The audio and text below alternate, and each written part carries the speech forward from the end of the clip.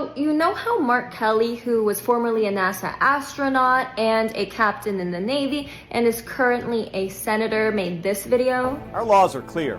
You can refuse illegal orders. Well, today a federal judge ruled that Pete Hegseth violated Kelly's First Amendment rights by trying to punish him for that video. But here's another Pete Hegseth fun fact that you should really know. He wrote a book. No, that's not the scary part yet.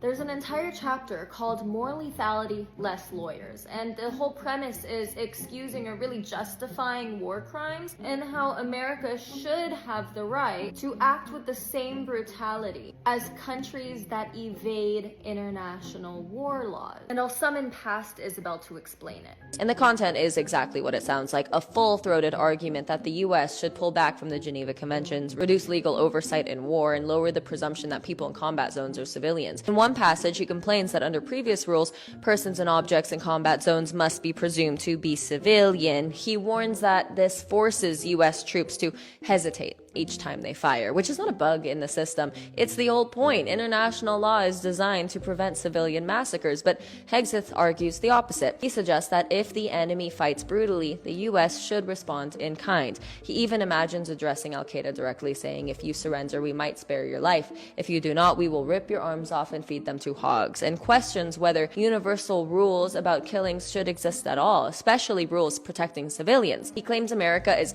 fighting with one hand behind our back and blames leftists for slowing down wartime killing. In another section, he argues that the US should win wars according to our own rules, regardless of international legality or global norms. He praises the use of the atomic bomb, saying that modern sensibilities should not matter and ending millions of lives was justified because it achieved victory, concluding with the line, "They won, who cares?" Just a reminder, he was appointed by the man who ran on No More Wars. Just a reminder that this man's office used to be called the Department of Defense. Well, it still is legally, but him and the President of the United States and every other official that makes rules for the most part calls it the Department of War per his request. So just in case there was any ambiguity about what he's meant all along by warrior ethos, what he meant was more lethality, less lawyers.